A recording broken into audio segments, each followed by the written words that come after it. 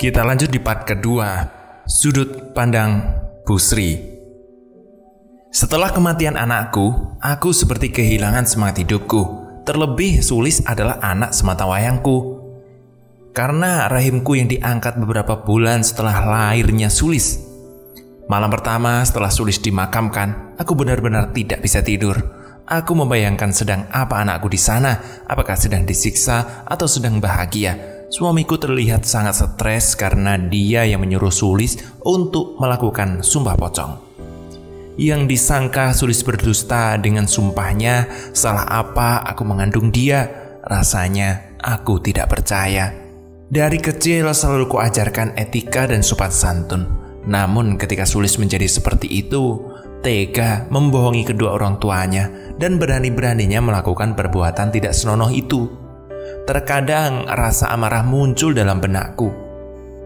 Karena ulah Sulis yang begitu bodoh sudah hampir menghancurkan seluruh hidupku dan suamiku. Tetapi setelah itu aku kembali tersadar, bagaimanapun keadaan anakku, dia tetap anak yang dulu ku kandung. Dia anak yang ku besarkan dengan cinta. Dia anak tersayangku. Namun tiba-tiba suara pintu belakang diketuk membuyarkan lamunan dan pikiranku yang berkecamuk. Aku bergegas ke dapur dan membuka pintu belakang. Tidak ada siapa-siapa. Aku menuju ruang tengah. Hanya ada suamiku yang tengah tidur lelap di atas sofa. Terdengar kembali suara ketukan di pintu depan. Saat aku hendak membuka, suara ketukan pindah ke pintu belakang. Begitu seterusnya, bolak-balik dari depan ke belakang. Lalu aku mencoba untuk tunggu di kaca jendela depan yang langsung menghadap ke teras dan halaman. Aku mengintipnya dari celah gorden, dan benar, ternyata ada sosok pocong yang melayang-layang mengetuk pintu dengan kepalanya dan sambil tertawa cekikikan. Kemudian terbang memutari rumah dan mengetuk pintu belakang. Kakiku terasa lemas saat itu. Aku ingin segera berlari dan membangunkan suamiku, namun badanku benar-benar terpaku dan sulit untuk digerakkan. Sampai tiba sosok itu menyadari bahwa dirinya sedang diintip melalui gorden. Perlahan dia melayang mendekat ke arah kaca jendela dan berdiam diri di depan wajahku persis. Dan kami hanya terpisah oleh kaca. Ya, benar, itu adalah Sulis anakku. Wajahnya dipenuhi borok dan belatung yang menjijikkan. "Ibu, aku pingin balik, Bu." Ucapan yang lembut dan pasrah itu benar-benar saya dengar. "Bu, aku tidak punya teman di kuburan, Bu. Tolong bukain pintu, Bu." Namun ketika wajahnya yang tadi teduh berubah menyeringai ke arahku, matanya merah melotot dan ada taringnya. Aku hanya bisa gelagapan menyaksikan hal itu. Ingin berteriak pun sepertinya suaraku habis, hanya bisa bersuara seperti orang menggigau. Tak lama setelah itu aku pingsan. Ketika aku tersadar, aku sudah terbaring di kasur dan suamiku duduk di sampingku. "Bu, wis sadar?" "Kamu kenapa kok pingsan di ruang tamu?" tanya suamiku. "Ini loh Pak, ini sekarang kita jam berapa? Aku lama ya pingsannya." "Ini sudah jam 2:30. Enggak lama, cuma 1 jam. Kenapa kok pingsan di ruang tamu?" Suamiku kian penasaran. Aku mau cerita dengan detail kejadian yang aku alami. "Kayaknya Sulis nggak tenang Pak di sana. Kita harus gimana ini? Apa perlu kita minta tolong sama Mbah Gandon ya?" Akhirnya aku dan suami sepakat untuk meminta bantuan Mbah Gandon untuk sekedar menanyakan kepada Sulis apa yang dia mau, mengapa masih mengganggu orang tuanya sendiri. "Wah, anakmu tuh kualat Sri, terlalu berani. Harusnya kalau memang berbuat ya berani mengakui. Lah ini kok malah ngelak. Sampai-sampai berani sumpah pocong. Dari awal kan aku udah bilang ke kamu, Wan, jangan kamu korbankan anakmu sendiri. Mending kamu rawat itu bayi yang ada di perut," ucap Mbah Gandon saat itu. Aku bertanya kepada beliau, aku harus berbuat apa, seperti apa, dan bagaimana. Mbah Gandon hanya menyarankan untuk melakukan sebuah ritual untuk memasukkan roh Sulis ke tubuh manusia. Tujuannya untuk ditanyai apa kemauannya. Setelah itu Mbah Gandon menyuruhku untuk mengadakan ruatan kecil-kecilan di rumahku untuk membersihkan rumah dan lingkungan sekitar dari hal-hal negatif. Aku dan suami pun menyetujuinya. Di malam harinya, setelah aku bertemu dengan Mbah Gandon, lagi-lagi sosok Sulis itu masih terus mengganggu aku dan suamiku. Tepatnya acara tahlil 7 harian. Aku beberes piring dan gelas kotor. Aku berniat untuk langsung mencucinya. Sedangkan suamiku membereskan tikar di ruang tamu dan ruang tengah. Aku mencuci piring di wastafel dapur. Di samping wastafel ada rak piring. Kemudian di samping rak piring ada kamar mandi. Ketika aku sedang menyabun seluruh piring dan gelas kotor itu, tiba-tiba piring dan gelas yang ada di rak piring berbunyi seperti ada yang menggoyangkan raknya. Glinding, glinding, glinding, glinding, glinding. Awalnya sih masih lirih. Aku melihat ke depan, suamiku masih sibuk membereskan tikar. Dan suara itu kembali berbunyi. Aku berhenti sejenak dari mencuci piring dan membersihkan sesuatu di samping rak piring. Tepatnya agak di depan pintu kamar mandi sih. Saya melihat benar-benar sosok pocong yang sedang menggeliat-geliat di sana. Badannya menyenggol rak piring. Namun beberapa saat kemudian dia hilang. Aku memilih mengabaikan hal itu dan melanjutkan pekerjaanku. Lalu saat hendak tidur, suamiku bercerita. Katanya tadi sewaktu sedang membereskan tikar di ruang tamu, samar-samar dia melihat sosok pocong di teras. Sosok tersebut hanya berdiam diri di sana. Tepat pukul jam 1:30, tiba-tiba lampu kamar kami mati. Saat kami sedang tertidur lelap, namun masih ada sedikit pancaran cahaya dari luar melalui ventilasi jendela kamar. Kebetulan ventilasi menghadap langsung ke arah lemari. Tak sengaja aku melihat arah atas lemari. Dan benar saja, sosok Sulis sudah ada di sana. Posisinya duduk di atas lemari dengan kakinya yang ongkang-ongkang. Pak, lihat itu pak, ucapku gemetar sambil membangunkan suamiku. Suamiku yang terkejut langsung melihat ke arah lemari yang aku tunjuk. Suamiku segera mengambil senter yang ada di laci meja dan menyorotkan ke lemari. Namun saat senter disorotkan, tiba-tiba tidak ada apapun di sana. Tetapi ketika senter dimatikan, sosok itu kembali terlihat. Suamiku yang emosi pun segera mendekati lemari, namun sosok itu perlahan menghilang. Suami mendekat ke sana dan lagi-lagi posisi pocong itu berpindah kembali. Tepatnya berbaring di atas ranjang. Tepatnya ada di sampingku yang sedang terduduk. Aku teriak bukan kepalang saat itu. Suamiku pun hanya terpaku di dekat pintu kamar. Hendak mendekat namun tak mampu. Cukup lama sosok Sulis itu ada di ranjang. Aku hanya bisa menutup mataku dengan kedua tangan tanpa berani menoleh ke arah sosok itu.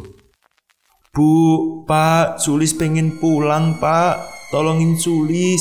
Pak, Bu, Sulis gak mau jadi pocong. Ucap sosok tersebut yang diakhiri dengan ketawa cekikian. Tak berselang lama sosok itu menghilang. Namun di kasur bekas dia berbaring mengeruak bau busuk yang tak terkira. Bahkan ada bercak-bercak tanah basah kecoklatan. Aku segera menggulung sprayku dan bergegas merendam dengan air sabun. Niatku semakin bulat untuk menuruti saran Mbah Gandon. Pagi harinya aku melakukan ritual yang dibantu oleh Mbah Gandon, yaitu memasukkan arwah Sulis ke dalam tubuh manusia. Mbah Gandon menggunakan putrinya, Narti, sebagai mediasi. Bukan sembarangan, Narti memang sudah terbiasa dengan begini dan sudah dilatih serta dibekali ilmu oleh Mbah Gandon agar bisa menjadi tempat mediasi. Aku sedikit terkejut saat itu sebenarnya karena tiba-tiba aku melihat Kidung yang turut menyaksikan ritual. Namun kata suamiku, semalam dia juga ikut di acara tahlil kok. Saya tidak begitu memperhatikan karena semalam ramai bapak-bapak dan aku pun terlalu sibuk di dapur. Jadi pagi itu aku benar-benar baru tahu kalau Kidung sedang pulang kampung. Aku teringat dulu Sulis sempat bercerita bahwa dirinya ada perasaan kepada Kidung. Namun sejak Kidung kuliah di Jakarta, sikapnya menjadi berbeda seperti orang asing. Padahal 3 tahun Sulis memendam rasa suka dan selalu menanti Kidung pulang. Dan sampai akhirnya mungkin Sulis sudah tidak tahan lagi sehingga memutuskan membuka hati untuk laki-laki lain. Yang aku pun tidak menyangka laki-laki itu menghancurkan hidup Sulis. Kembali ke sudut pandang Kidung. Saya menjadi kidung ya. Beberapa hari setelah aku menyaksikan ritual di Bu Sri, aku melihat keluarga Bu Sri mengadakan ruatan. Bu Sri mendirikan taruk kecil-kecilan. Beliau juga membuat gunungan buah-buahan dan sayur-sayur. Gunungan tersebut diletakkan di teras rumah. Beliau mengundang warga dan untuk datang menyaksikan acara ruatan. Warga desa yang secara sifat alaminya memiliki rasa sungkan yang besar akhirnya pun berbondong-bondong menyambangi rumah Bu Sri, meskipun sebenarnya aib mengenai Sulis masih menjadi perbincangan hangat. Aku pun juga ikut dengan bapak, ibu, dan kebetulan mereka membantu proses ruat. Ibu membantu di dapur, sedangkan bapak membantu menyiapkan kebutuhan lain yang lebih mengandalkan fisik. Dan orang di desa bilang Bu Sri sedang punya gawe, maka kewajiban seorang tetangga harus saling membantu. Aku memilih untuk menunggu sesuatu untuk dikerjakan ketika dimintai bantuan oleh siapapun yang ada di sana. Setidaknya aku stay di rumah Bu Sri agar bisa berguna bila sewaktu-waktu dibutuhkan.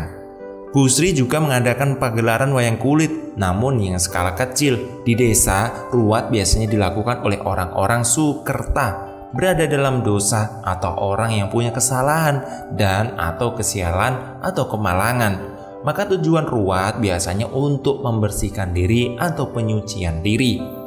Tak terasa, kursi-kursi di dalam taruk sudah terisi penuh. Aku dengar dalang sudah memulai acara. Beberapa kali aku bertemu pandang dengan Bu Sri. Tatapannya aneh, seperti ada kebencian terhadapku. Namun aku memilih untuk mengabaikan, toh tidak penting juga buatku. Acara ruatan selesai di sore harinya. Warga pun berebutan buah dan sayur mayur yang ada di gunungan.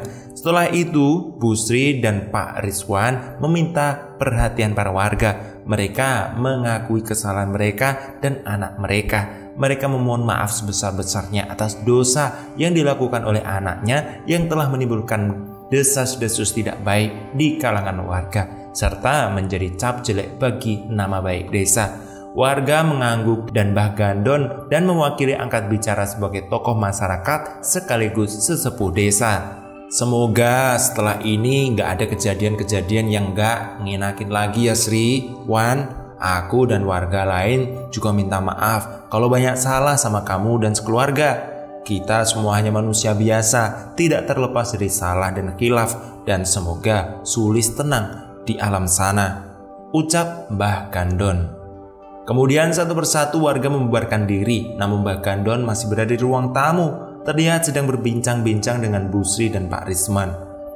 Ketika aku hendak memejamkan mata, awalnya aku menghadap ke tembok, miring ke kanan. Kemudian aku membalikkan badanku ke kiri. Betapa terkejutnya, aku melihat sosok Sulis berbaring di sampingku, sedang menatapku nanar. Bau busuk bukan main, di wajahnya juga banyak borok dan belatung. Aku berusaha bersikap setenang mungkin. Aku tertunduk, namun sosok itu pun belum menghilang. Kamu ada perlu apa ganggu aku, Lis? Apa belum puas kamu sudah ganggu orang tuamu sendiri? Sekarang masih ganggu aku. Aku sudah ikhlas kamu pergi. Tenanglah di sana, Lis. Dan aku minta maaf kalau banyak salahku ke kamu. Sebaliknya, aku pun sudah memaafkan semua kesalahanmu. Aku berusaha berbicara sebijak mungkin sambil melihat lurus ke depan. Aku sama sekali tidak berani menengok ke arah kiri. Beberapa detik kemudian sosok itu menghilang, namun dia berpindah berdiri di belakangku. Aku melihatnya dari pantulan cermin yang ada di lemari karena posisi lemari sejajar lurus dengan arahku. Aku membaca ayat kursi dan surat-surat pendek yang aku hafal. Namun saat aku membaca ayat kursi, sosok Sulis justru menirukan, bahkan dengan suara yang lebih lantang dan lebih fasih bacaannya. Lalu diikuti tertawa setelah itu.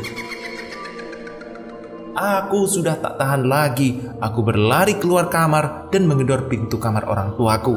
Aku menceritakan kepada orang tuaku dengan gelagapan. Akhirnya kami mengecek ke dalam kamarku. Sosok itu sudah pergi, namun memang menyisakan bekas tanah basah dan bau busuk di sana.